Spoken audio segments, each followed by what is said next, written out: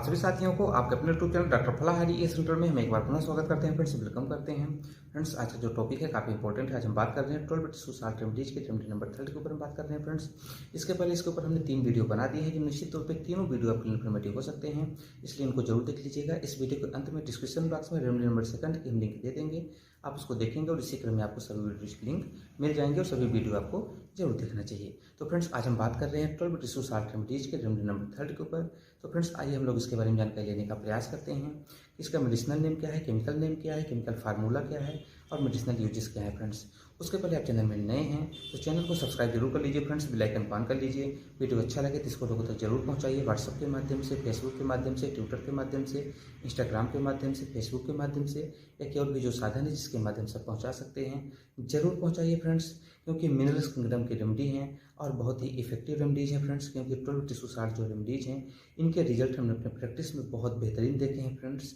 या आप ऐसा समझ सकते हैं कि अतुलनीय रिजल्ट हमने देखे हैं, जो काफ़ी क्रिटिकल कंडीशन के पेशेंट, क्रोनिक कंडीशन के पेशेंट को इस रेमेडीज के माध्यम से हमने ठीक होते देखा है फ्रेंड्स। तो इनके बहुत बेहतरीन रिजल्ट है फ्रेंड्स, इसलिए इसको लोगों तक जरूर पहुँचाइएगा जिससे लोग इस रेमेडीज के माध्यम से अपने आप को ठीक कर सकें। अगर लक्षण मैच करते हैं तो ये रेमेडीज बहुत ही इफेक्टिव होती हैं। तो फ्रेंड्स आज हम बात कर रहे हैं रेमेडी नंबर 3। तो इसका मेडिसिनल नेम है फ्रेंड्स कैलकेरिया सल्फ्यूरिका, CALCARESULPHURICA। इसका फ्रेंड्स केमिकल नेम यानी कि जो इसका रासायनिक नेम है वो है कैल्शियम सल्फेट। इसका जो केमिकल फार्मूला है फ्रेंड्स वो है CaSO4। तो फ्रेंड्स अब इसके मेडिसिनल यूजेस के ऊपर बात करेंगे फ्रेंड्स। ये बहुत इंपॉर्टेंट रेमेडी है, बहुत यूनिक रेमेडी है फ्रेंड्स, स्पेशली स्किन हीलिंग के ऊपर, स्किन डिसीजेस के ऊपर इसके बहुत अच्छे रिजल्ट देखने को मिले हैं। एक्ने, पिंपल्स ड्यूरिंग एडोलेसेंस यानी कि यंग एज में होने वाली जो भी समस्याएं हैं, पिंपल्स हैं, एक्ने हैं, ऐसी समस्याओं के लिए यह रेमेडी बहुत ही यूनिक रेमेडी है फ्रेंड्स। हम इस रेमेडी के बारे में आगे बात करें उसके पहले मैं आपको थोड़ा सा यूनिक चीज़ बता देना चाहता हूं, क्योंकि यंग एज में बहुत अच्छा इस रेमेडी के रिजल्ट हमने देखा है फ्रेंड्स। तो इसके बारे में आपको बताना चाहते हैं फ्रेंड्स कि युवावस्था में जैसा कि आपको पता है कि शरीर में बहुत सारे चेंजेस देखने को मिलते हैं, वो चाहे मेल हो या फीमेल हो, लड़के लड़कियों दोनों में चेंजेस होता ही एक नेचुरल प्रक्रिया है।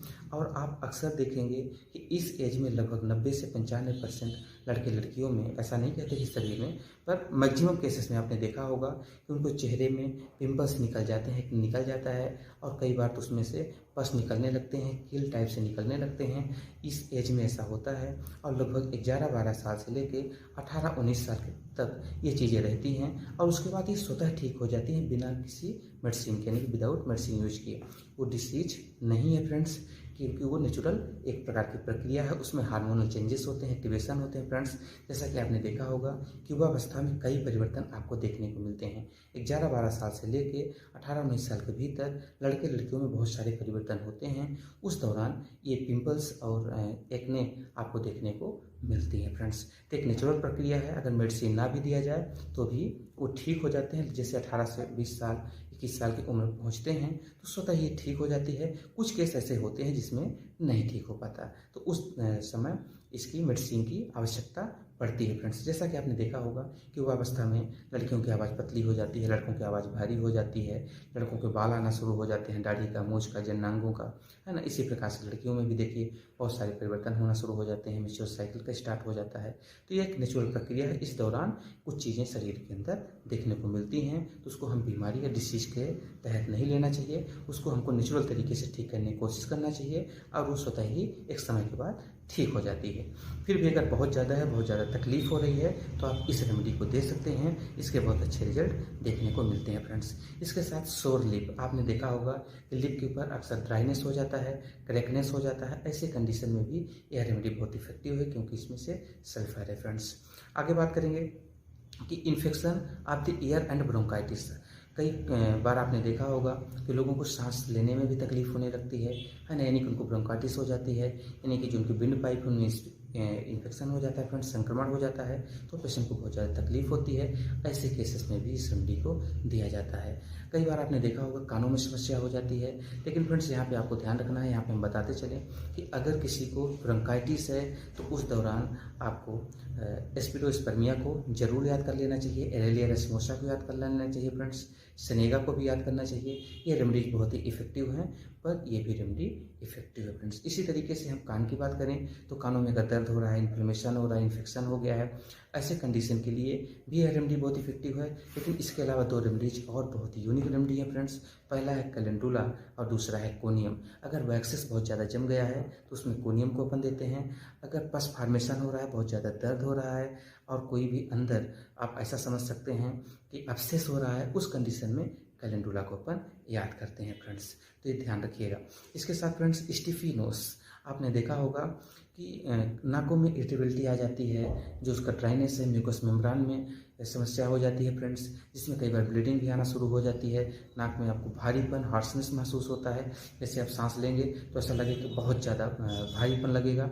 ऐसे कंडीशन में भी यह रेमेडी बहुत ही इफेक्टिव है। अब्सेस के ऊपर, ब्लीडिंग ऑफ गम, ऐसे केसेस में भी इसके बहुत अच्छे रिजल्ट रहे हैं। एक्जिमा के ऊपर भी इसके बहुत अच्छे रिजल्ट रहे हैं फ्रेंड्स। और इसके साथ साथ आपने देखा होगा कि शरीर के अन्य भागों में भी फुंसियाँ निकलती हैं, बहुत उसको फोड़े का रूप ले लेती है। तो ऐसे केसेस में भी यह रेमेडी बहुत ही इफेक्टिव रेमेडी है फ्रेंड्स। इसके साथ ही सिस्टिक ट्यूमर, फाइब्रॉइड्स में भी इस रेमेडी का यूज किया जाता है। लेकिन अगर ऐसा कंडीशन है तो थूजा को भी याद किया जाता है, लेपिस को भी याद किया जाता है फ्रेंड्स, और कल्केरिया फ्लोर को याद किया जाएगा। अगर सिस्टिक कंडीशन है, ट्यूमर है, स्क्रोफुलस है, तो उसका फाइब्रॉइड्स है, तो अपन कोनियम, कल्केरिया फ्लोर, ये रेमेडीज बहुत ही यूनिक रेमेडी है। कल्केरिया कार्ड भी कई बार दिया जाता है, और थूजा तो इम्पोर्टेंट है फ्रेंड्स। अगर ब्रेस्ट में है और गले में है तो उस दौरान अपन को कोनियम को याद किया जाता है फ्रेंड्स। तो ये रेमेडीज बहुत ही इफेक्टिव है फ्रेंड्स। निश्चित तौर पे ये वीडियो आपको इन्फॉर्मेटिव होगा। हम मिलेंगे न्यू वीडियो के साथ, तब तक के लिए अनुमति दीजिए फ्रेंड्स। नमस्कार।